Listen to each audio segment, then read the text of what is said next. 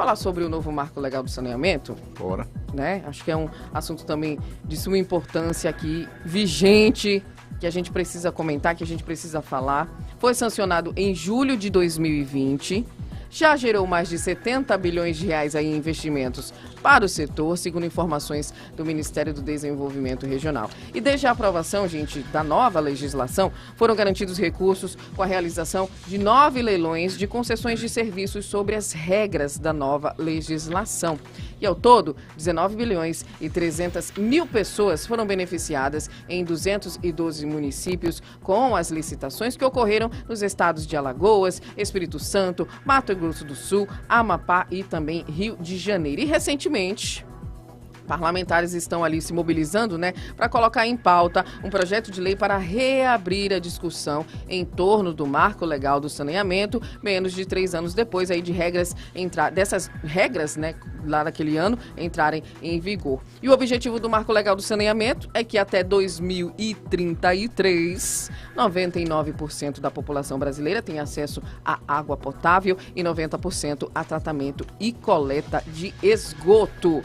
E para a gente entender um pouco mais sobre o marco legal, quais são, né, as repercussões aqui para o nosso Rio Grande do Norte, a gente vai conversar a partir de agora com o diretor-presidente da CAERN, Roberto Linhares, para saber, né, como o marco legal do saneamento pode trazer aqui investimentos também para o nosso Rio Grande do Norte. Prazer tê-lo conosco, Roberto Linhares. Hoje, ao vivo, viu, Edivan Martins? Olha só que legal. Hoje ele veio estar aqui conosco nos estúdios. Prazer tê-lo conosco.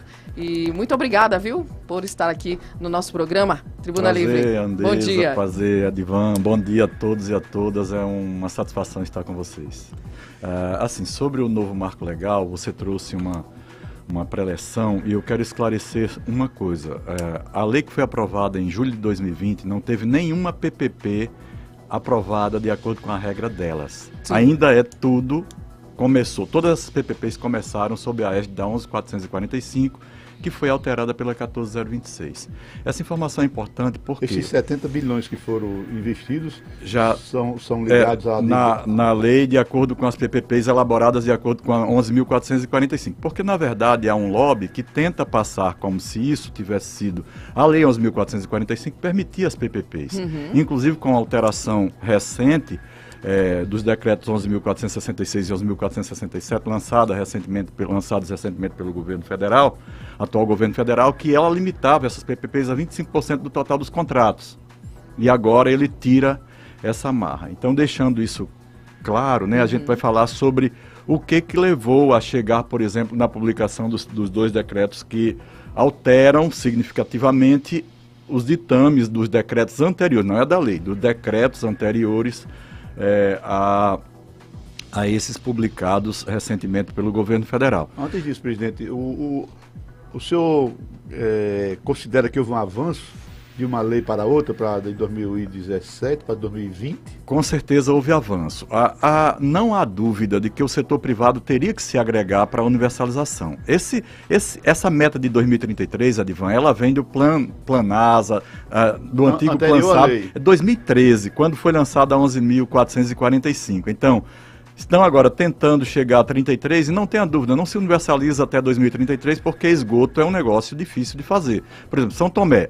Você vai encontrar pedra em tudo quanto é local. Como é que você vai fazer esgoto em São Tomé se não tem água? Primeira coisa é essa, tem que chegar primeiro a água, porque o esgoto é um subproduto da água, e num local que tem pedra, ou muitos altos e baixos, é muito mais caro fazer esgoto do que naquele que é plano e que tem somente argila, né, areia, solo arenoso, né, e por aí vai. Quando o governo Temer começou com a medida provisória 844 em 2018, no apagar das luzes do governo em 2018, essa medida provisória foi renovada com o número 868 pelo governo Bolsonaro. Era, na verdade, uma tentativa de... eu falei do lobby no início, eu entendo como necessária a participação do setor privado, mas há um lobby econômico muito forte por trás disso, né? Vejam só, o interesse maior era os contratos mais importantes. Aí você diz aí, a lei com certeza ela traz avanços importantes. Trazer, agregar com o setor privado e fazer com que ele com que junte setor público e setor privado façam acontecer a universalização, principalmente do esgoto. No Rio Grande do Norte nós temos 95% de cobertura de água, mas nós temos menos de 30% de cobertura de esgoto, ou seja, é uma lástima, porque não se investiu, né, o que deveria ter sido investido durante esse tempo todo em esgoto. Você sabe, né? O esgoto ele é enterrado, aí não é uma praça que não fica muito à vista, e aí a pessoa sente o esgoto a céu aberto, mas se acostuma que é até, de certa forma, um crime, né? Então, há essa necessidade e, com certeza, o Estado, por exemplo, o Estado do Rio Grande do Norte, o Estado brasileiro, o federal, não teria como sozinho fazer esses investimentos, porque são investimentos da ordem de 70, 80 bilhões.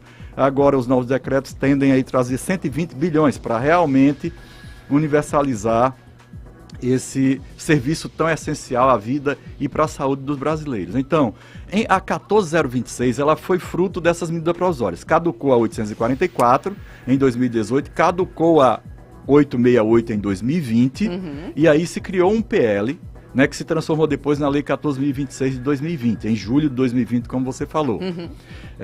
De julho de 2020 para cá, eles deram alguma... Na lei que foi aprovada, sancionada, publicada, tinha dois artigos, um 14 e um 16. O 14 era das indenizações prévias, tipo assim, vamos que Natal tivesse um novo prestador de serviços.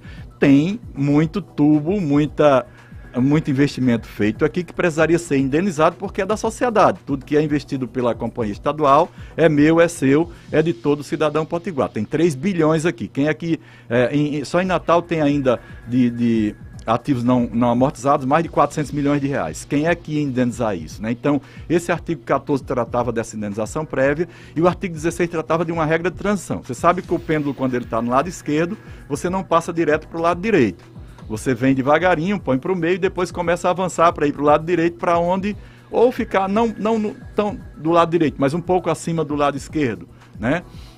E essa regra de transição previa 2 anos e um pouquinho, era mais de 2 anos, para que você pudesse regularizar os contratos de municípios que não estavam regularizados para se adequar a 14.026. Você me pergunta, e por que não fizeram isso? Não é simples, precisa envolver Câmara de Vereadores, precisa envolver os municípios todos, né? E a gente criou a Lei das Micro-Regiões, eu acho que é a 568 de 2021, já temos essa Lei das Micro-Regiões criada, só que a Lei das Micro-Regiões fez com que a gente atendesse, no caso, a 48 municípios que estavam com contrato vigente. Aí, como é que eu vou atender aos outros 104, Edivan? Dos outros 104, só tem 2 que são viáveis financeiramente. Só tem Currais Novos e Macaíba. E mesmo assim, com uma dificuldade muito grande, se você entregar o serviço para eles, vai ser tipo Santa Cruz, que não tem água. São Gonçalo, que é o que funciona melhor, mas mesmo assim com muita dificuldade. Quantos municípios são administrados pelo SAI? São 15 pelo SAI, né? E 152 pela CAERN. Se você vai licitar esses 104 municípios, Andresa, quem é que vai ter interesse nele? Aí o setor privado grita, por que não? É porque eu quero trabalhar, quero fazer. Então, por que não querem assumir esses 102 municípios que são deficitários, entendeu? O decreto novo, os novos decretos, o 11.466 e o 11.467, dá o que foi negociado na época. Eu fui umas 8 vezes a Brasília conversar com Rodrigo Maia e com os deputados federais e com Tasso Gereissati, que era o relator da 14.026, depois passou para ser da Câmara dos Deputados. Eles inverteram isso, né, como sendo originada na Câmara dos Deputados, e ficou tudo ajustado. O artigo 16 dizia, tem 2 anos e um pouquinho para regularização desses contratos. Simplesmente se vetou isso. E ficou no limbo. Como é que a gente ia tratar? E aí proibiram, inclusive, que se chegasse recursos nesses municípios, recursos federais, nesses municípios, se não estivesse com os contratos regularizados. Então, como é que você vai regularizar Lagoa de Pedras, né? Como é que você vai regularizar Serra do Mel, que a arrecadação de Serra do Mel no mês é R$6 mil, R$7 mil, e o custo anual é R$1 milhão e R$100 mil. Como é que você vai regularizar isso? Algumas experiências aqui fora do estado, eu acho que está dentro desses 70 bilhões que foram investidos pelo setor privado, né? O setor privado que investiu em outros estados. Eu não sei, assim, Arapiraca, por exemplo, é um município que acho que repassou para a iniciativa privada a exploração lá do abastecimento de água, se eu não me engano. E parece que tem dado certo, bem inovador. Como é que está se pensando aqui no Rio Grande do Norte a presença do setor privado? Porque eu lembro bem que foram investidos aqui alguns recursos em alguns municípios com destino turístico, acho que Pipa, São Miguel do Gostoso, Cerro Corá, alguns municípios. Natal também teve uma época que deu uma avançadazinha boa na estação de tratamento, né? Infelizmente a gente ainda convive com mais de 100 milhões de pessoas que não tem o esgotamento sanitário ideal e mais de quase 50 milhões por aí, 40, 50 milhões que também não tem água tratada, né? É uma vergonha, vamos dizer assim, porque o esgotamento sanitário, né, você tem a ver com a saúde, com doenças de origem sanitária, melhora o turismo, atrai mais investimentos para o setor, né? O Rio Grande do Norte com certeza tem essa meta de entrar, né, nesse ritmo. Não tenha dúvida. Nós captamos agora recentemente, Edivan, 370 milhões de reais na primeira debênture lançada pela Caern na história dela. 370 milhões de reais. Essas ações que eu citei foram com recursos do Ministério. Né? Tudo com recursos do BNDES. Então, na verdade, não tem quase de recurso privado. Por exemplo, a SEDAI no Rio de Janeiro foi 20 e poucos bilhões, praticamente todos eles do BNDES. Então, o setor privado só se cacifava para pegar dinheiro público e dizia que vinha do setor privado. Na verdade, ele vai pegar dinheiro da população e pagar e ter os rendimentos dele, né? É importante, como eu disse, mas vá para Manaus. Manaus tem 20 anos que foi privatizado. É um dos piores, são os piores índices que a gente tem no país, né? Você vai para a Europa, tudo voltando a ficar público, porque o impacto na tarifa foi tão grande que resolveram novamente estatizar o serviço. Argentina, Chile, e você vai ver que onde as experiências no Brasil vai seguir dessa forma. Vou dar um exemplo para vocês. Brasília tem 90% de cobertura de esgoto. Tá? Sabe qual é a tarifa por 10 metros cúbicos d'água em Brasília? Aqui em Natal, 70 e poucos reais de água com esgoto. Né? 10 mil litros. Em Brasília é 16. Aqui no Rio Grande do Norte, você paga R$1 ou R$10 de água e o esgoto é 70%. Em Brasília é 100. Vou dar um outro exemplo. Campinas. A tarifa que a gente aqui, eu disse que é 70 e alguma coisa, né? Lá, que é 7 e alguma coisa a cada metro cúbico de água com esgoto, em Campinas é 18. Você dando um aumento de 100% na tarifa aqui, universalizaria o Rio Grande do Norte com tranquilidade. Então, como é que você vai fazer a universalização? Puxando da população através de tarifa. Esgoto e água não tem praticamente nada de subsídio. Tem como Natal aqui, que tem 500 e poucos milhões de reais de obra do governo federal, e obra do OGU, mas vai sair outros 400 e tantos milhões de reais do governo do estado. Isso retorna tudo pelas agências reguladoras autorizando através de tarifa. Como é que é a composição tarifária? Os custos que eu tenho para prestar esse serviço, a recomposição dos ativos regulatórios, por exemplo, uma mesa dessa da companhia, ela vai se depreciando ao longo do tempo, vai chegar a um ponto que ela vai ter que ser substituída. E aí tem que haver de novo a recomposição desse valor, isso vem na tarifa. E o investimento. Por exemplo, esses 370 milhões que eu disse que a gente captou na primeira debênture da companhia, na história da companhia, que outras com certeza virão, é para terminar as obras de Natal, Parnamirim, um pouco de Mossoró, Caicó, Parelhas. 370 milhões, a gente está com 430 de captação total, 430 milhões. Mas a gente precisa de 4,1 bi até 2033. De onde é que vem esse dinheiro? Com certeza a Caern não tem como se endividar para 4,1 bi, até porque o ativo total dela, ela não tem velocidade para fazer essas obras. A gente tem dificuldade de fazer os 400. A ideia é buscar no privado? É buscar no privado. E aí nós vamos lançar a primeira PPP, na verdade vem 2 PPPs, a governadora deve estar encaminhando para a Assembleia a lei de modernização da Caern, que é a lei de criação da Caern é de 69. Imagina uma lei de 69 para um mercado em 2023, Nossa. Com o setor privado, né, com o TCE dizendo assim, você tem que divulgar tudo. Meu amigo, se eu divulgar, eu vou estar dando o ouro, né, ao bandido lá que está querendo tomar os contratos, e aí é prejuízo para a população. Justamente porque eu tenho uma lei lá de 1969 que precisa ser modernizada. A governadora está lançando e essa lei vai permitir, na hora que ela fizer o lançamento, ela está entregando, eu acho que essa semana ainda, ao presidente da Assembleia, essa nova lei vai permitir que eu faça 2 PPPs grandes, que foram criadas 2 micro-regiões, a Litoral Seridó, que vai de Natal, né, de Touros e tal, aqui do região no litoral, até Jardim de Piranhas, passando por Caicó ali, e uma Central-Oeste, vai ali de Lages, né, até, passando por Mossoró, indo até Venha Ver, passando por Pau dos Ferros e indo até Venha Ver.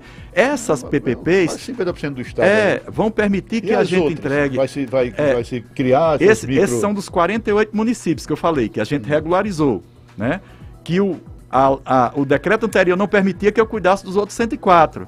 Então, vai ficar universalizado nos 48 e os outros 104. É por isso que o 11.466 e o 11.467, os decretos, vêm para nos permitir trabalhar com esses 104 municípios.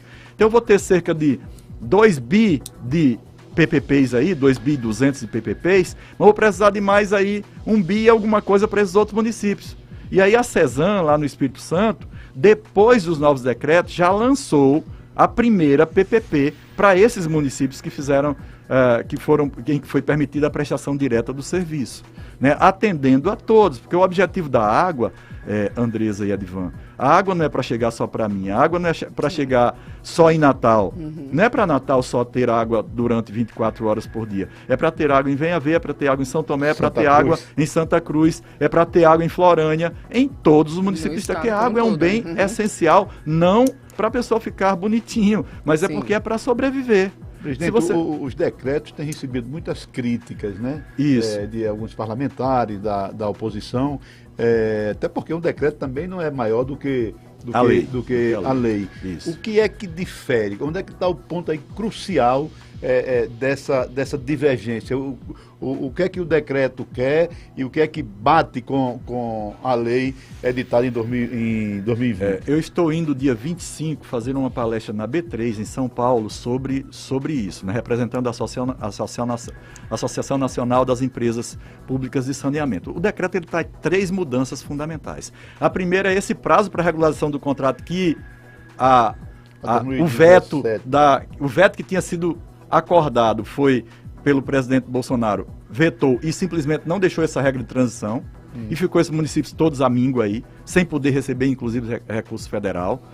Um outro ponto que é o setor privado que definia, PPPs só podiam ser até 25% do valor do contrato, agora pode ser 100%, então o setor privado defendia isso. Então, são as 2 mudanças principais, né? Eu poder, né, trabalhar esses contratos e estendeu também o prazo, porque agora a lei, a 14.026 diz o seguinte, você tem que até 31 de dezembro de 22 ter a condição de universalizar. O que é a condição? Bancar, dinheiro. Por isso que a Caerne fez a captação de 370 milhões, mais 60 milhões que tinha feito anteriormente, 400 e poucos milhões de reais, para dizer assim, eu tenho condições de universalizar até 2033 com as tarifas que vão entrar e com esse dinheiro aqui e com os ativos que eu tenho condições de fazer a universalização. Esse prazo é estendido até 2025. Então o decreto traz basicamente 3 mudanças. Uma, pode haver a regularização regionalizada com as micro-regiões, as autarquias multirregionais, né, através da prestação direta de serviço, e você tem até 2025 para ter a condição de comprovar a capacidade econômico-financeira para a universalização. E também até esse prazo para regularização desses contratos.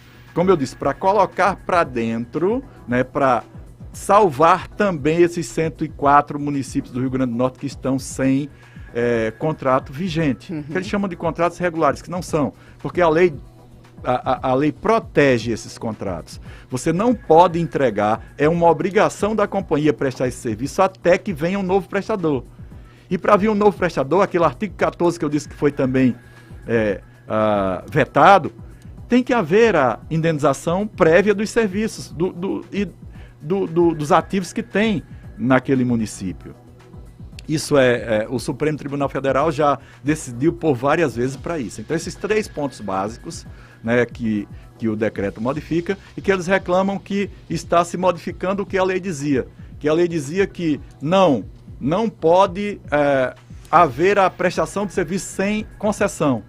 e não pode haver mais o contrato de programa. Não se está falando em contrato de programa. A lei que criou as micro-regiões aqui no estado do Rio Grande do Norte, que é uma lei complementar, não é uma lei ordinária, né, ela diz que o estado tem 35% do colegiado multirregional, né, micro-regional. Se ele tem 35%, ele faz parte do colegiado. Se ele faz parte do colegiado, lá no artigo 10 da Lei 14.026, diz que pode haver a prestação direta de serviços pelo ente que pertença ao titular do serviço. Na hora que se criou a microrregião, o município é o titular, mas ele está compartilhando com todos os municípios e com o governo do estado. Eles estão em conjunto como titulares.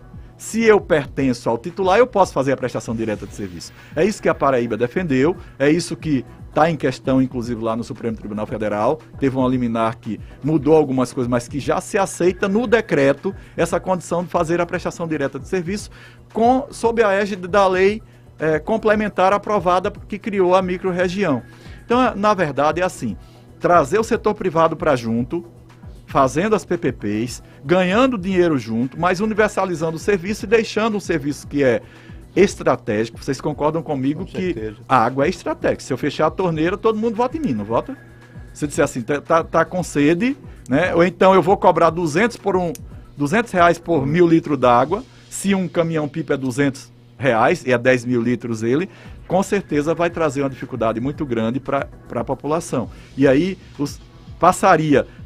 tem que ser público, porque é saúde, vocês sabem que é a saúde pública, que é a dignidade da pessoa humana, por isso que a gente defende que seja sobre o controle, né, sobre a coordenação do Estado, sobre a coordenação do Estado. Além da regulação também, né? Isso, a regulação é totalmente pública, não tem como ser privada, porque você pode... há uma coisa na lei que ainda continua, que desde a 11.455, que chama 11.445, que chama modicidade tarifária. A tarifa tem que ser a tal tarifa, Edivan e Andresa, que a pessoa possa pagar e que não venha a morrer de sede por não poder pagar. É claro, reduzindo as perdas, como a gente já tem 2 contratos de performance já em vigor em Natal, também os primeiros da companhia para redução de perda. A redução de perda já vai chegar em torno de 47 já em 2022, era 52, né? Era 60 e poucos há 10 anos atrás. Então, reduzindo essas perdas, que não é perda, não é desperdício de água, é uso muitas vezes da água sem o devido pagamento, é o furto da água, isso aí tudo entra em perda, ou de repente um vazamento que aconteceu e que não foi paga aquela conta pelo cidadão, está sendo considerado como perda também. Tipo assim, veio a conta 10 mil, era 100. Esse 9.900 ele considera como perda d'água. Mas a gente entregou a água na casa do cidadão, passou pelo medidor dele. Foi um vazamento interno da casa dele que houve a perda da água, mas é considerado perda de água. Presidente, e o Rio Grande do Norte nesse ranking nacional de esgotamento sanitário, qual é a classificação dele? Qual é o melhor estado, o estado que avançou mais? Como é que o Rio Grande do Norte está nesse ranking? Você vai ver, os estados do semiárido, Edvan, é muito, muito fácil explicar isso. Os estados do sul e sudeste praticamente não tiveram problema d'água, né? Você observa que era sempre água sobrando, tanto que as hidrelétricas grandes foram construídas lá nessa região porque tinha uma disponibilidade de água maior. Como eu falei aqui já, a água, o esgoto é subproduto da água. Então, eu não tenho como fazer esgoto se eu não tiver água. Então, o investimento maior que houve no estado do Rio Grande do Norte foi realmente em água, para levar água a todos os rincões, e ainda tem muitos que faltam. Uma adutora como a Monsenhor Expedito, que era para atender 22 municípios inicialmente, atende a 30 e mais 280 comunidades rurais, com dificuldade de água em praticamente todos eles. Então, eu tenho que melhorar essa oferta de água nesses municípios, né? O percentual de cobertura que a gente tem de esgoto é em torno de 30%. A gente deve, com as obras de Natal, que a gente vai terminar com esse dinheiro que a gente fez a captação agora, chegar a Natal, sair de 50% para 95%. Né? A Zona Norte sai de 3% de cobertura para 95%. Né? Quando eu chegar só com a estação de tratamento da Zona Norte, Natal sai de 50% para cerca de 75%. Entregando a da Zona Sul, ela vai a 95%. É universalizado. Em que pé está os trabalhos de esgotamento sanitário? Já já foram feitos os tubos. Já, todas as redes instaladas. E a estação de tratamento em si, ela está com 95%, a Jaguaribe, a da Zona Norte, ela está com 95% de obra física, só esperando os equipamentos, mas não tinha dinheiro para pagar os equipamentos. O AGU era de 2013. O que acontece com o contrato de 2013, que era dolarizado equipamento, para 2023? Vocês sabem, né? O dólar saiu de 3 e alguma coisa, 2 e alguma coisa, para 5 e alguma coisa. Tem que se pagar isso. Então, esse dinheiro da captação, exatamente para instalar esses equipamentos, para fazer o emissário final e fazer entrar em teste com a estação de tratamento da Zona Norte. Levando, como eu disse, de 3% de cobertura para 60 e pouco, 45 no primeiro momento, no primeiro módulo, e 95 no segundo módulo da Zona Norte. Esse primeiro mandato da governadora Fátima avançou em quantos por cento, o percentual do esgotamento sanitário? Aí nós tivemos de 26 para 30, né, o avanço de 4%. Trabalhou essa estação de tratamento Jaguaribe, né, que vai dar o avanço maior. Porque enquanto a estação de tratamento, a gente não pode captar o esgoto e transportar o esgoto, porque eu só posso coletar e transportar se eu tratar, porque senão é dano ambiental, senão é crime ambiental e aí inclusive cadeia para os gestores que fizerem isso, né? Então, na hora que eu tiver as estações de tratamento da Zona Norte e da Zona Sul prontos, Natal sai de 50% para 90% e poucos por cento de cobertura de esgoto. E o Rio Grande do Norte, só com Natal e com Parnamirim, que tem 6% de cobertura de esgoto hoje, com as obras que a gente está tocando, vai a 70%, por que não vai a 100%? Porque os projetos foram pensados lá atrás e não tinha aquela Copab ali toda, né? Não Sim. tinha as expansões que aconteceram, Extremóis foram grandes, subiu, Extremóis, né? Você vê que o Minha Casa Minha Vida levou Extremóis a uma cidade completamente diferente. Então isso, né, vai exigir um novo projeto, um novo esforço, mas só Natal, Parnamirim, Caicó, Mossoró vai fazer com que a gente saia de 30% para 70%, já 68%, 70%, se aproximando do objetivo de 2033, que é 90% de cobertura de esgoto. Mas como eu disse, olha, se não tiver a estação de tratamento, Parnamirim está, eu acho que julho a gente já entrega uns primeiros módulos aí da estação de tratamento. Já está funcionando, não, né? Ainda não, está com 38% de obra física, essa só vai funcionar em 2024 final, início de 2025. Faz tanto tempo que começou há muito tempo. Por quê? Assim, atento lá com a comunidade que não queria, depois... Primeiro a comunidade, segundo, um projeto que foi feito, tipo só para pegar o dinheiro, era aquela coisa, o Ministério tinha um recurso, aí você apresentava um projeto básico, sem ter, inclusive, licenciamento ambiental, dizendo que ia fazer com que a água chegasse com a DBO, que é o nível de tratamento ali, de 45, quando o CONAMA exige 120, né?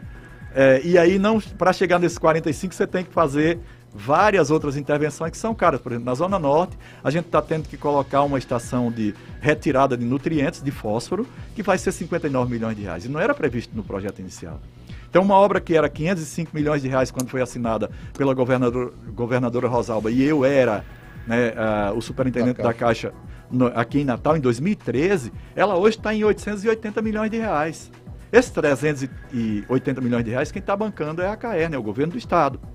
Né? Não é, você sabe que o AGU não bota um centavo a mais. A Prefeitura também não coloca nada lá. É o governo do Estado que está junto com o governo federal para que essas obras aconteçam. É claro que a obra começou a funcionar, ela teve funcionalidade, você sabe que eu vou começar a receber uma coisa chamada tarifa, né? 70% do valor da água, que aí dá uma capitalizada e eu tenho mais condição de investir em outros locais. E é isso que tem que acontecer com a companhia. Roberto, dos Guarapes já tendo um pouco da Zona Sul? Toda a Zona Sul, vai também Ponta Negra, sabe a Rota do Sol? Rota do Sol vai ser tudo uma estação de bombeamento para Guarapes. A estação do Guarapes vai ter condições de tratar 3 vezes o baldo. O balde é a maior estação de tratamento que a gente tem hoje. Atende leste. Atende aqui leste, um pouco do sul ali, vem Candelária e tal, né? Essa estação do Guarapes, ela vai ser 3 vezes o que o baldo trata. E a estação da Zona Norte, 2,5 vezes que o baldo trata. O senhor acredita que até o final do governo Fátima, com a estação dos Guarapes pronta, Jaguaribe pronta, o leste que já está funcionando, a gente vai ter aí atinja essa meta antes de 33? Em Natal, na Grande Natal, com certeza. Em Natal, com certeza. Por quê? Porque Parnamirim vai entrar junto também aí, né? São Gonçalo está com obra de esgoto. Eu digo isso porque lá. quase todos os governadores anunciaram. Eu me lembro que no mês passado, em frente à KR, tinha uma placa maior do mundo. Que Natal, era 100% saneada. Eu acho que desde Juvenal Martins, sei lá. Saneamento Natal, todo o governo anuncia. Eu estou vendo que tem uns avanços, né? A ET do Jaguaribe, a ET dos Guarapes, né? Isso. E agora com esse novo momento do marco regulatório e também o governo, o Congresso, os governos estaduais também voltando seus olhares, suas atenções para um tema tão importante para a saúde e para o desenvolvimento humano das cidades, da população, podemos ter um avanço significativo. Não tenha dúvida. Eu creio que a gente, final de 2023, começa a testar o primeiro módulo da Zona Norte, início de 2024, já a tratar esgoto da Zona Norte, e final de 2024, início de 2025, da Zona Sul. Que aí, como eu disse, quando começa a receber esse recurso, vai aplicando e tem mais condição de investimento e de terminar na outra área. Senhor presidente, também as ligações estão prontas. Todas prontas. Redes tudo. O pior é que essas redes prontas antes, o pessoal fez o filé, olha só. O pessoal escavou as ruas, colocou os tubos e não terminou o mais importante, que era a estação de tratamento, entendeu? Ou seja, só ganhou o dinheiro público, né, e deixou o osso pro Estado cuidar. E é esse osso que a gente está cuidando agora. O osso é as estações elevatórias, o emissário final, a estação de retirada de fósforo, a estação de tratamento em si, os equipamentos. Agora a gente vai utilizar essas estações de tratamento também para gerar energia limpa, com o gás metano retirado do lodo. E esse lodo também para se fazer defensivos agrícolas, para, se for o caso, exportar para o Japão ou para adubar os canteiros de obra de Natal, de Mossoró, de Parnamirim e por aí vai, né? Então, com certeza a gente vai ter um cenário bem diferente, até porque a companhia está trabalhando já no 4º ano com lucro, no 4º ano com balanço sem nenhuma ressalva, né, com condição de fazer, com essa modernização da lei da CAERN, com certeza, com condição de fazer PPPs aí de valores vultuosos, né, que venham realmente a permitir essa universalização. Presidente, só para a gente finalizar aqui, que o nosso tempo está escasso, que a discussão é grande, viu, Edivan? Não tenha dúvida. Mas tenho duas perguntas aqui, rapidamente, dos nossos ouvintes. Gustavo Câmara, ele pergunta como estão os investimentos em saneamento básico lá na cidade de João Câmara. E o Ronaldo Lamas está perguntando como é que está ali a situação daquela estação ali da Rota do Sol, né? Que está quase transbordando de novo. Muita chuva, né? Na nossa capital aqui, no nosso estado como um todo. E aí aquela estação ali está quase transbordando novamente. Tá, eu não tenho de cabeça a questão de João Câmara. Até porque eu me dedico mais aos maiores, no caso, né? E fica o pessoal da diretoria cuidando das regionais. Com certeza o gerente regional vai ter isso para ele. Mas assim... Sobre a Rota do Sol, é uma preocupação nossa, né? A gente está pagando o aluguel, olha só, a gente está pagando o aluguel de um novo terreno da Rota do Sol de R$66 mil por mês, há quase 2 anos. E ainda não conseguimos lançar nesse terreno em função dos entraves burocráticos. Imagina só, desde 2021, eu acho, 2021, a gente paga aluguel de uma nova área e não consegue lançar. Porque tem que fazer estudo disso, estudo daquilo, estudo disso, mas agora a gente está azeitado, né, com o Ministério Público, com o órgão de defesa ambiental, né, para ver se a gente consegue fazer esse lançamento para evitar que aquele local venha a se alagar de novo, porque, como eu disse, a solução definitiva da Rota do Sol só acontece quando o Guarapes estiver pronto. Sim. Guarapes só está pronto em 2025, início de 2025, final de 2024, início de 2025, testando. Né? Então não dá para você ainda vai ter esse inverno agora e vai ter mais um inverno em 2024 e talvez até o terceiro inverno em 2025. Então precisa realmente de uma solução provisória, que era provisória aquela que a gente utilizou, só que a área que a gente está lançando não permite mais esse lançamento, precisa ser numa outra área que em 2021 a gente pensou e que está tentando liberar agora. Eu creio que vai ser liberada e a gente vai evitar que alague ali, né, naquela área, porque a gente sabe que o lençol freático ali praticamente todo aflorou. Sim. Aquilo é provisório há 20 anos, Andresa. Aquilo foi criado como provisório 20 anos atrás. Aí imagina aí o que não se cresceu. E aí, olha, a mudança, não né? somente, se fosse só lançado o esgoto da população, você sabe que aquilo ali é uma vala que vem das praias, desce água, se Cidade chover, Verde vai pra lá? desce, vem de Cidade Verde, vem de Ponta Negra ali, desce, veja que tem uma descida bem grande e ela se encontra naquela vala, com algumas obras que foram feitas, por exemplo, um espaço para ciclistas, diminuiu a área de infiltração, né? E não se pensou, né, que aquilo ali, se não tivesse essa solução definitiva, com certeza lençol aflorando, ligações clandestinas de água de chuva no esgoto, porque o esgoto é feito para correr, né, com 30% do tubo no mínimo livre. E é só do dejeto humano, do que você lança lá da pia. E o pessoal fica nas casas de praia ou lá em cima em Ponta Negra, ligando a calha da água de chuva no esgoto, e tudo isso vai para onde? Para aquela estação de tratamento. Então, é uma preocupação nossa, mas esse ano a gente espera que não aconteça nada, porque a gente quer já começar, já fizemos a obra, inclusive, para o lançamento nesse novo local. Já colocamos mais 400 metros de tubos de 300 milímetros, de 400 milímetros, e estamos com tudo pronto para dizer assim, lançar, para pelo menos até que Guarapes esteja pronto, a gente não tenha mais aquilo alagado, né? É uma preocupação constante e que a gente se reúne semanalmente no grupo de crise para verificar isso. Fazer como Luiz Gonzaga, né? Pedir para chover, mas chover de mansinho. Pois e que fica o salão como está hoje, né? É verdade. Roberto Linhares, diretor-presidente da CAERN, muito obrigado. É um prazer tê-lo conosco aqui. Agradecer por todos os esclarecimentos. Nossa discussão aqui é bem longa. A gente tem que chamar o doutor de novo aqui, Edivan Martins, porque a discussão é constante. Eu acho que a gente busca e quer sempre a melhoria aqui para o nosso estado. Não é isso, doutor? Muito obrigada, viu? Obrigado, Andresa. Obrigado, Edivan. Como eu disse, a gente está à disposição. A gente sabe que um serviço é essencial. Porque assim, água, você só sente quando falta, né? Tá lá. Quando tá 99, falta, nossa! Tá lá, tem lá 29 dias no mês, mas se faltar um dia, todo mundo vai reclamar, verdade, né? Então, assim, a gente está à disposição. E o que vocês precisarem é só falar. Muito obrigada. Edivan Martins, vamos nos despedir, que o nosso programa, acabou. O doutor Roberto pegou 2 blocos. Foi. E Ricardinho tá ali, me cobrando que ainda tem comercial pra rolar.